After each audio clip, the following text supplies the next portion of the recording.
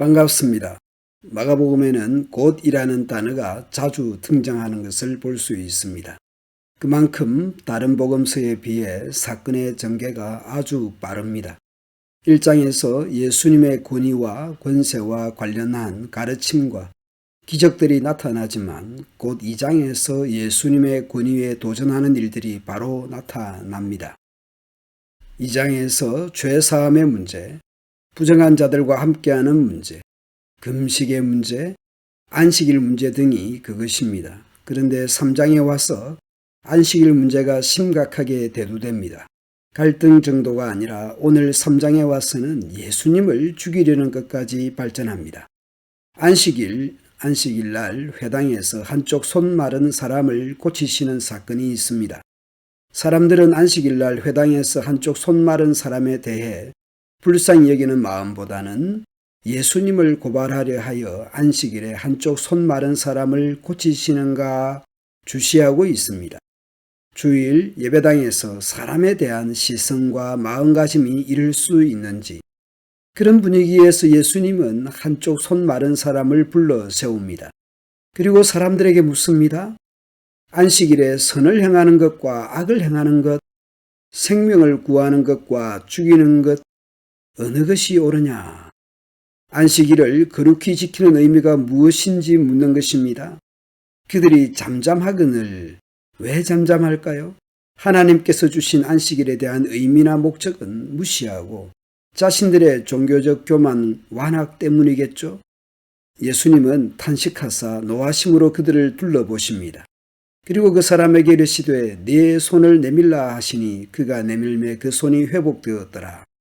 바리새인들이 나가서 곧 헤롯 당과 함께 어떻게 하여 예수를 죽일까 의논하니라. 당시 바리새인과 헤롯 당은 종교적으로나 정치적으로나 민족적으로 결코 하나가 될 수 없었던 관계입니다. 여러 가지 면에서 거의 정반대되는 관계였습니다. 그러나 예수님을 고발하고 죽이려는 데 있어서는 하나가 되고 있습니다. 선한 일에 하나가 되어야 하건만 악한 일에 하나가 되니 더욱 악할 수밖에 없을 것입니다.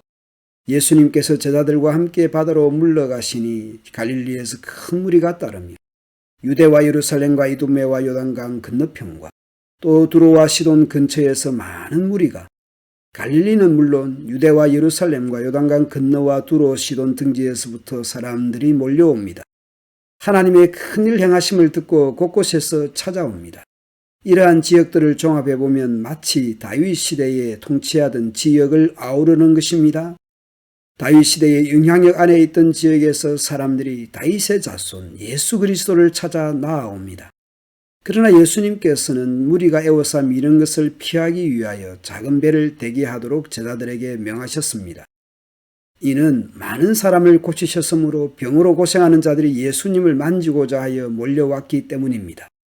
더러운 귀신들도 어느 때든지 예수님을 보면 그 앞에 엎드려 부르짖어 이르되 당신은 하나님의 아들이시니이다 하니, 귀신들도 예수님이 하나님의 아들이시라는 것을 알고 있습니다. 그러나 예수님께서는 자기를 나타내지 말라고 많이 경고하십니다. 아직 때가 되지 않았기 때문일 것입니다. 또 산에 오르사 자기가 원하는 자들을 부르시니 나아온지라. 제자들이 예수님을 선택한 것이 아닙니다. 예수님이 원하는 사람들이었습니다. 예수님이 제자들을 선택한 것입니다. 그리고 그들을 부르신 분도 예수님입니다. 예수님이 불렀기 때문에 나왔습니다. 우리의 구원 역시 하나님의 뜻과 부르심에 의한 것입니다. 12를 세우신 목적과 이유가 있습니다. 이는 자기와 함께 있게 하시고 또 보내사 전도도 하며 귀신을 내쫓는 권능도 가지게 하려 하심이르라. 이 12를 세우셨는데 그 12 중 4명에 대해서는 좀 특별하게 소개합니다. 먼저 3명은 이름을 더하여 줍니다. 그리고 마지막에는 예수님을 판 자에 대해서도 소개합니다. 시몬에게는 베드로란 이름을 더하셨고 또 세베대의 2 아들 야고보와 요한이니 이 둘에게는 보아너게 곧 우르의 아들이란 이름을 더하셨습니다. 베드로, 야고보, 요한 이 3명은 훗날 몇 가지 사건에서 따로 등장하는 것을 볼 수 있습니다. 야이로의 딸을 고치는 사건, 변화산 사건, 겟세마네 기도 동산에서도 이 3명의 제자는 십자가를 앞둔 예수님의 심정을 더욱 자세히 보거나 듣게 됩니다. 베드로, 야고보, 요한 외에 또 안드레와 빌립과 바돌로메와 마테오와 도마와 알페오의 아들 야고보와 및 다데오와 가나안인 시몬이며 또 가룟 유다니 이는 예수를 판 자더라. 마가복음에는 곧이라는 표현이 자주 나타난다고 말씀드렸습니다. 그만큼 빠르게 전개되고 있습니다. 1장에서 예수 그리스도 복음이 소개되고 예수님의 신적 권위와 권세가 나타나지만 2장에서는 종교 지도자들의 도전이 나타납니다.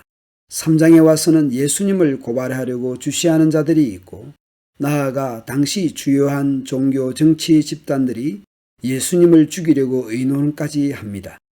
또한 예수님의 제자들 12명을 소개하면서 아예 예수님을 판 가룟 유다가 언급되고 있습니다. 예수 그리스도 복음에 대해 환영과 부르심과 순종이 나타나지만 반대로 복음을 거부하거나 반대하는 사람들이 등장하고 있습니다. 이 땅에는 여전히 복음을 환영하는 사람들이 있는가 하면 반대하고 거부하는 사람들도 있습니다. 그럼에도 불구하고 그리스도 복음이 우리의 삶에서 우리 가정과 교회 공동체 안에서 증거되고 높임받고 전파되면 좋겠습니다. 감사합니다.